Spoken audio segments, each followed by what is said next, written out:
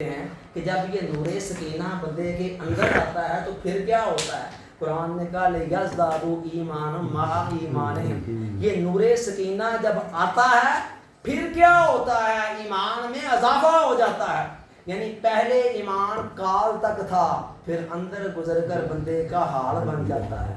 پہلے صرف عقلی تھا، استدلالی تھا، عقل کی سطح پر، شعور کی سطح پر تھا، پھر وہ اندر گزر کر وجدانی بن جاتا ہے، ذوقی بن جاتا ہے، انسان کا ذوق بن جاتا ہے، حال بن جاتا ہے۔ علامہ ابن حجر عسقلانی رحمۃ اللہ علیہ اس کی تشریح کرتے ہوئے کہتے ہیں یغلب علیہ مشاہدۃ الحق حتیٰ کأنہ یراہ تعالی بعینہ، وہ کہتے ہیں کہ بندے کے اوپر اللہ تعالیٰ کا مشاہدہ پھر اس طرح غالب آ جاتا ہے کہ یوں لگتا ہے جیسے وہ خدا کو اپنی آنکھوں سے دیکھ رہا ہے۔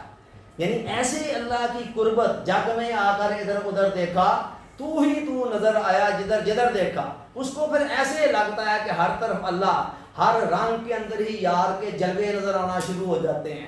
پھر انسان آسمان کی بلندیوں کو دیکھتا ہے تو اس کی عظمتیں اور رفتیں یاد آ جاتی ہیں، وہ زمین کی پھیلاؤ کو دیکھتا ہے تب بھی اس کی رفتیں یاد آتی ہیں، وہ بکھرے ہوئے سمندروں کو دیکھتا ہے اس کا جاہ و جلال یاد آ جاتا ہے۔ اللہ حاضر قیاس پھولوں کی پتیوں کے اندر، کلیوں کے چکھنے میں، گنچوں کے کھلنے میں، پھولوں کے مہکنے کے اندر، ہر رنگ کے اندر ہی پھر اس کا رنگ نظر آ رہا ہوتا ہے۔ پھر ہر رنگ کے اندر وہی ہر وقت اس کی یاد، ہر منظر کو دیکھ کر دھیان ادھر شفٹ ہو جاتا ہے اور ہر وقت پھر اللہ کی یاد۔ تو ایمان جب کال سے گزر کر حال بنتا ہے۔ آج ہماری بے شمار کمزوریاں اس ایمان کی کمزوری سے جنم لے رہی ہیں۔ 20 منٹ لیفٹ، اونلی 10 منٹس۔ آج ہماری بے شمار کمزوریاں اس ایمان کی کمزوری سے جنم لے رہی ہیں۔ آپ دیکھیں کہ فرعون کا دربار ہے اور جادوگروں کو بلا رہا ہے۔ جادوگر مقابلہ کمپٹیشن شروع ہونے سے چند منٹ پہلے پہنچ رہے فرعون سے آئنہ لنا اجرن ان کننا نحن الغالبین، للچائی ہوئی نظروں سے فرعون کے انعام و اکرام کو دیکھتے ہوئے کہہ رہے ہیں کہ اگر ہم آج غالب آ جاتے ہیں تو ہمیں کوئی انعام و اکرام ملے گا۔ اب اس بیچارے کے ہوش اڑے ہوئے تھے، اس کی خدائی کا تخت لرز رہا تھا۔ اس نے کہا وَإِنَّكَ لَمِنَ الْمُقَرَّبِينَ، اور تم صرف انعام کی بات کرتے ہو اور میں ساتھ وزیر مشیر بھی بنا لوں گا، تمہیں اپنے دربار کے اندر اعلیٰ عہدے بھی دے دوں گا۔ مقابلہ شروع ہوتا ہے، ادھر وہ اپنی رسیاں پھینکتے ہیں، ادھر موسیٰ علیہ السلام اٹھ کر اپنا عصا پھینکتے ہیں۔ اب جو بندہ جس فیلڈ کا، جس فن کا ماہر ہو، وہ اس کی ساری باریکیوں کو، نزاکتوں کو، لطافتوں کو سمجھتا ہوتا ہے۔ جیسے ہی موسیٰ علیہ السلام کے اژدہا، وہ جو عصا تھا اژدہا بن کر سانپوں کو نکلنے لگا، ان کو سمجھ آ گئی، ان کو پتا تھا کہ جادو کے حدود و قیود کہاں سے شروع ہوتے ہیں اور کہاں ختم ہوتے ہیں۔ وہ سمجھ گئے، انہوں نے مشاہدے سے دیکھ لیا کہ یہ معاملہ جادو کا نہیں ہے۔ انہوں نے فوری طور پر ہینڈز اپ کرتے ہوئے اقرار کیا کہ ہم موسیٰ اور اس کے رب پر ایمان لاتے ہیں۔ جیسے ہی فرعون نے دیکھا، اس کے ساتھ ہی تیور بدلے، چلاک تو تھا نا، اتنا چلاک تھا تو تب ہی اتنے سال حکومت کر گیا نا، اس نے ساتھ ہی پیندرا بدل کر کہا اوے تم سارے رلے ہوئے ہو، ٹھیک ہے۔ حالانکہ بندہ اس سے پوچھے کہ ان کو تو تم لے کے آ رہے ہو، یہ کیسے آپس میں رل مل گئے ہیں، لیکن اس نے ساتھ ہی پیندرا بدلا، کہتا تم سارے ملے ہوئے، اب دیکھو میں تمہیں کتنی سخت سزا دیتا ہوں۔ میں تمہیں پھانسی تو دوں گا، لیکن پھانسی دے کر 5-7 منٹوں کے اندر تمہیں موت کی وادیوں میں نہیں بچانا چاہتا۔ پہلے تمہارے ہاتھ پاؤں کاٹوں کا مخالف سمتوں سے، ٹھیک ہے، تاکہ تم اچھی طرح سے تڑپو، درد کے اندر مبتلا ہو، اور اینڈ پر تمہیں پھانسی دوں گا۔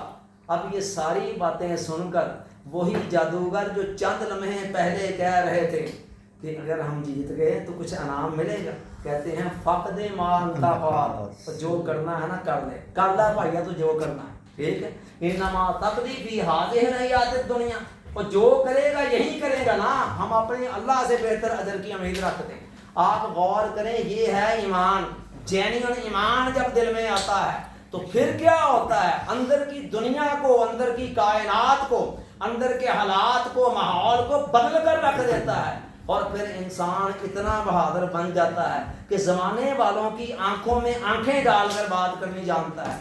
تو قرآن نے کہا کہ لِيَزْدَادُوا ایمانا مع ایمانہم، جب یہ نور سکینہ آتا ہے تو پھر ایمان کے اندر اضافہ ہونا شروع ہو جاتا ہے۔ اور اس کو ایک مثال کے ذریعے سے سمجھ لیں کہ ان نور سکینہ کے آنے سے پہلے ایمان فقط عقل کی سطح پر ہے، استدلال کی سطح پر ہے، شعور کی سطح پر ہے، فہم کی سطح پر ہے، اور جب یہ دل میں اترتا ہے نور سکینہ کے آنے کے بعد تو پھر انسان کا ذوق اور حال بن جاتا ہے۔ اور ایک مثال کے ذریعے سے بات کو سمجھ لیں، پھر ہم اینڈ کی طرف جاتے ہیں کہ یہ آتا کیسے ہے اور رہتا کیسے ہے۔ اچھا جی، مثال کیا ہے؟ آپ دیکھیں ایک پھل ہے، اس پر آپ فرض کریں جی آم ہے، آپ نے آم کبھی کھایا نہیں ہے، اب آم کے اوپر آپ 10 کتابیں پڑھ لیں، کوئی بندہ صبح سے لے کر شام تک آپ کو لیکچر دیتا رہے، آم ایسا ہوتا ہے، اس کا ٹیسٹ ایسا ہوتا ہے، ایسا ہوتا ہے، ایسا ہوتا ہے، کیا شام تک اس کی ساری دلیلیں سمجھ کر آپ کو ایگزیکٹلی پتہ چل جائے گا کہ آم کا ٹیسٹ کیا ہے اگر آپ نے پہلے کبھی کھایا نہیں؟ اور پھر کیا ہے، اینڈ پر آم کی 1-2 کاشیں کاٹ کر آپ کے ہاتھ میں تھما دی جائیں، یہ لو میاں ذرا اس کو کھا کر دیکھ لو، اور آپ چکھ لیں وہ سارے دن کے لیکچر ایک طرف اور ایمان آم کے ذائقے کو پریکٹیکلی چکھنا ایک طرف۔ ایگزیکٹلی یہی معاملہ یہاں ہے۔ مولانا اشرف علی تھانوی رحمۃ اللہ علیہ فرماتے ہیں کہ ہم نے دین کے اندر جن مٹھائیوں کے ذکر پڑھے تھے نا، اللہ کی محبت کے، معرفت کے، یہ ہوتے ہیں، وہ ساری چیزیں ہم نے کتابوں میں پڑھی تھی۔ جب ہم حاجی امداد اللہ مہاجر مکی رحمۃ اللہ علیہ کی دکان پر آئے تو پھر ہمیں وہ مٹھائیاں چکھنے کا موقع ملا اور پھر پتہ چلا کہ پریکٹیکلی ان کا ٹیسٹ کیا ہے۔ تو یہی معاملہ